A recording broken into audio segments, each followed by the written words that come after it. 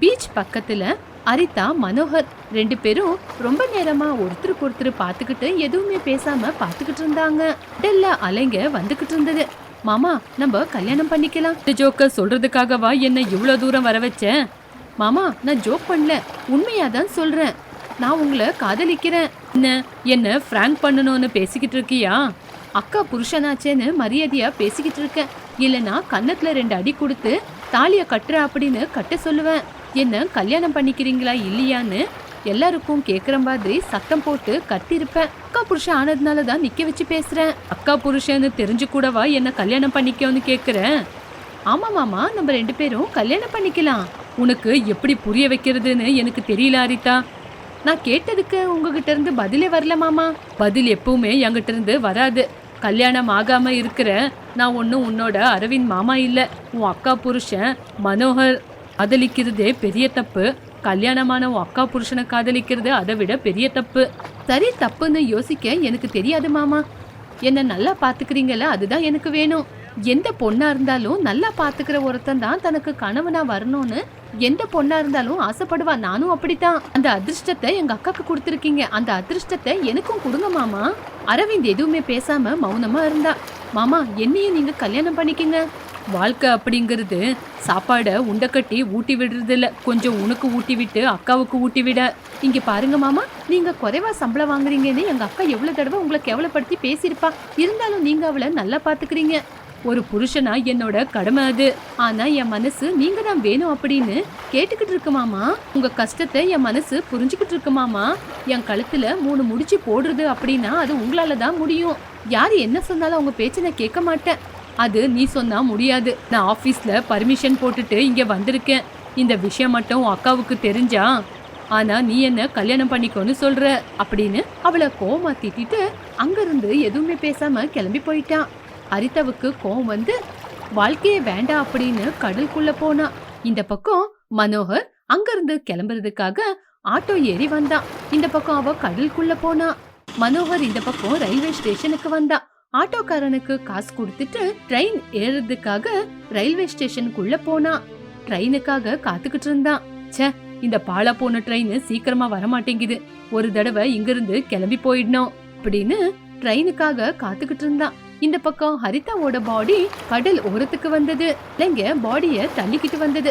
அத பார்த்த நாயே சீக்கிரமா அங்க போச்சு. இந்த பக்கம் மனோகர் ஆர்டர் பண்ணிக்கிட்டு வந்துட்டு இருக்கிற ட்ரெயின் ஏற போய்கிட்டு இருந்தான். ஆம்புலன்ஸ் வந்து ஹரிதாவை எடுத்துட்டு போச்சு. அரவிந்த் ட்ரெயின் ஏறதுக்காக வந்து ட்ரெயின் ஏறி கிளம்பிட்டான். ஆம்புலன்ஸும் ஹரிதாவை கூட்டிக்கிட்டு அங்கிருந்து கிளம்பி போயிடுச்சு. அரவிந்தோட ட்ரெயினும் அங்கிருந்து கிளம்பிடுச்சு. அது ஒரு சின்ன கிராமம். கோவிந்த ஷாமலா அப்படிங்கிற தம்பதிங்க அரவிந்த் கிட்ட பேசிக்கிட்டு இருந்தாங்க. அப்பல என்ன மன்னிச்சிடுங்க, ஹரிதா உங்களை கல்யாணம் பண்ணிக்க மாட்டேன்னு சொன்னா. பரவாயில்ல மாமா, ஹரிதா என்னோட அக்கா பொண்ணு. அவ நல்லா இருந்தாவே எனக்கு போதும். மறக்காம என்ன கல்யாணத்துக்கு கூப்பிடுங்க, வந்து எல்லா வேலையும் செஞ்சு கொடுக்கறேன். எங்களுக்கு புள்ளையா இருந்தாலும் மருமகனா இருந்தாலும் நீதான்ப்பா. உன்னை கூப்பிடாம யார கூப்பிட போறோம்? சந்திரிகாவை கல்யாணம் பண்ணிக்கிறியான்னு கேட்டப்போ ஹரிதாவை தான் பிடிக்கும்னு சொன்னேன். ஆனா ஹரிதா உன்னை பிடிக்கலன்னு சொல்லிட்டா. யார் யார் தலையில என்னென்ன எழுதியிருக்கோ அதுதானமா நடக்கும். சரி பரவாயில்ல, ஹரிதா என்னோட அக்கா பொண்ணு. அவ கல்யாணத்துக்கு மட்டும் மறக்காம எனக்கு சொல்லி அனுப்புங்க. அந்த வார்த்தையை கேட்டு கோவிந்த ஷாமலா ரொம்பவே சந்தோஷப்பட்டாங்க. ஹாஸ்பிட்டல்ல ஹரிதா பெட் மேல படுத்துக்கிட்டு இருந்தா. பக்கத்திலேயே அரவிந்த் உக்காந்துகிட்டு இருந்தான். இப்படி நேரமாச்சு. கொஞ்ச நேரத்துக்கு அப்புறம் மனோகர், ஷாமலா, கோவிந்த், அரவிந்த் 4 பேரும் ஹாஸ்பிட்டல்ல இருந்தாங்க. மனோகர் நடந்த விஷயத்த பத்தி எல்லாம் சொன்னான். அரவிந்த் அந்த பேச்ச கேட்காம அங்கிருந்து கிளம்பி போயிட்டான். அத்தை, மாமா, ஹரிதா கிட்ட ஏதாவது சொல்லி ஊருக்கு கூட்டிட்டு போங்க.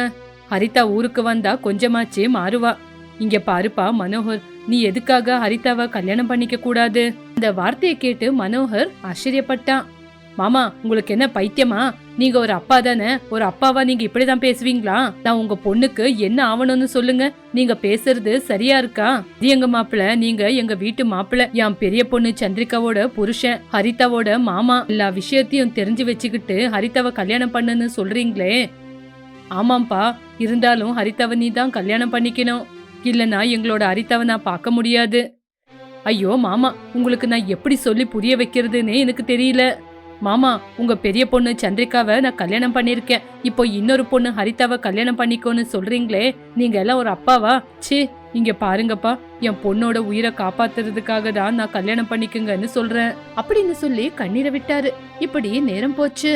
கொஞ்ச நேரத்துக்கு அப்புறம் மனோகர் ஹரிதா மாலையும் கிழத்துமா வீட்டுக்கு வந்தாங்க. சந்திரிகா ஷாக் ஆனா. சந்திரிகா கோவமா பாத்துக்கிட்டு இருந்தா.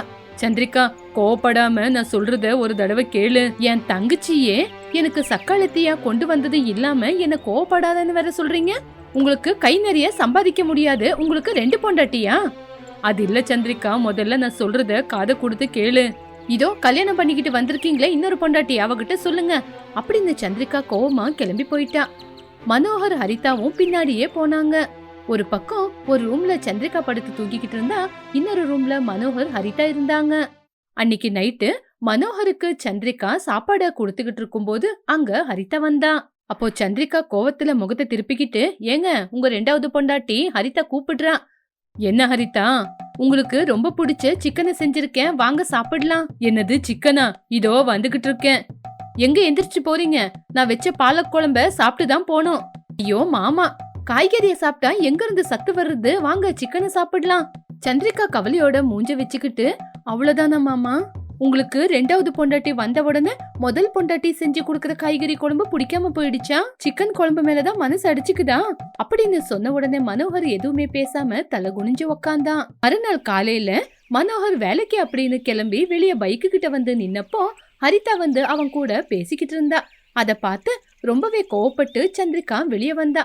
அவங்கள பார்த்து திட்டிக்கிட்டே இருந்தா. ஹரிதா மனோகர் அத பத்தி கவலைப்படாம 2 பேரும் பேசிக்கிட்டு இருந்தாங்க. ஏங்க வாங்க இங்க, எங்க அக்கா வந்திருக்கா, அதான் அவங்க வந்திருக்காங்க. என்ன சந்திரிகா சொல்லு, நீங்க வேலைக்கு கிளம்பி இருக்கிறீங்கல்ல, நான் எதிரில வரட்டா? இவ்வளோ நாளா நான் எதிரில வா அப்படின்னு சொன்னப்போ எதுக்காக வரணும்னு கேட்டுக்கிட்டு இருந்தேன். இன்னைக்கு என்னவோ புதுசா நான் எதிரில வரேன்னு சொல்ற. ஒன்னும் தேவையில்லை, ஹரிதா இருக்கா. ஹரிதா, இப்ப நீ போய் எதிரில நடந்து வா. சரிங்க மாமா, நானே நடந்து வரேன், எல்லாம் நல்லதே நடக்கும். என்னதான் செஞ்சாலும் முதல் பொண்டாட்டி தான் முன்னாடி வரணும், அதுதான் அவருக்கும் நல்லது. நான் போனதுக்கு அப்புறம் தான் நீயே போனோம். எங்க வீட்டுக்காரருக்கு நான் வந்தாதான் இஷ்டம், நீ வந்தா கஷ்டம். என்னங்க நீங்க, ஹரிதா அவ்வளோ பேசிக்கிட்டு இருக்க, நீங்க எதுவுமே பேசாம உக்காந்துருக்கீங்க. என்ன பேச சொல்ற சந்திரிகா? நான் புருஷனா உன்கிட்ட வந்து பாசமா பேசும்போது எனக்கு சம்பளமே இல்ல அப்படின்னு நீ என்ன ரொம்ப கேவலமா பேசினவ தானே, இப்ப வந்து பேசுன்னு சொன்னா அப்படின்னு சொன்ன உடனே தலகுனிஞ்சு நின்னா சந்திரிகா. ஹரிதா நீ போய் எதிரில வா அப்படின்னு ஹரிதா கிட்ட சொன்ன உடனே அவளும் எதிரில வந்தா. மனோகர் கிளம்பி போயிட்டா. ஹரிதா வீட்டுக்குள்ள போனா. இப்படி நாட்களாச்சு. ஒரு நாள் ஞாயிற்றுக்கிழமை மனோகருக்கு அன்னைக்கு லீவு. ஹரிதா அவனுக்கு எண்ணெயை தேய்ச்சி விட கையில எண்ணெயை எடுத்துக்கிட்டு வந்தா. மாமா, இப்படி வந்து உக்காருங்க, நான் உங்களுக்கு மசாஜ் பண்றேன், அதுக்கப்புறம் நீங்க போய் குளிச்சுட்டு வாங்க. ஹரிதா நீ என்ன சொல்றியோ அப்படி அப்படின்னு சொல்லிக்கிட்டு மனோகர் நிக்கும் போது அங்க சந்திரிகா வந்தா. மாமா, நானும் உங்களுக்கு மசாஜ் பண்ணி விடுறேன். எங்க இங்க பாத்தீங்களா, அவங்க வந்திருக்காங்க. யாரு வந்தாலும் அவங்க கூட எனக்கு வேலை இல்ல ஹரிதா, எனக்கு நீதான் முக்கியம். இந்த வார்த்தையை கேட்டு சந்திரிகாவுக்கு கோவம் வந்துச்சு. தங்கச்சி, எனக்கு ரொம்ப கோவம் வருது. உனக்கு கோவம் வந்தா நான் என்னக்கா பண்றது?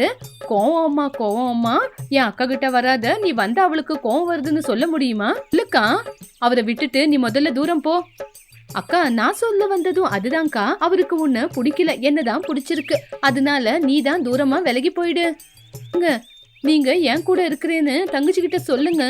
மனோகர் ஹரிதாவோட மூஞ்ச பார்த்தான். மாமா, நீங்க என் கூட தான் இருக்கீங்கன்னு அக்கா கிட்ட சொல்லுங்க மாமா. இப்படி மாமா எனக்கு தான் வேணும்னு அக்கா தங்கச்சிங்க 2 பேரும் சண்டை போட்டுக்கிட்டு இருக்கும் போது மனோகர் உள்ளுக்குள்ளேயே சிரிச்சுக்கிட்டு இருந்தான். இப்படி ஒவ்வொரு நாளும் அக்கா தங்கச்சிங்க 2 பேரும் சண்டை போட்டுக்கிட்டே இருந்தாங்க. அத பார்த்த மனோகர் என்டர்டைன் பண்ணிக்கிட்டு அவனோட டைமை போக்கிக்கிட்டு இருந்தான். இப்படி அந்த சின்ன சின்ன சண்டைங்களோட 2 பேரு கூடயும் வாழ்க்கையை நடத்திக்கிட்டு இருந்தான்.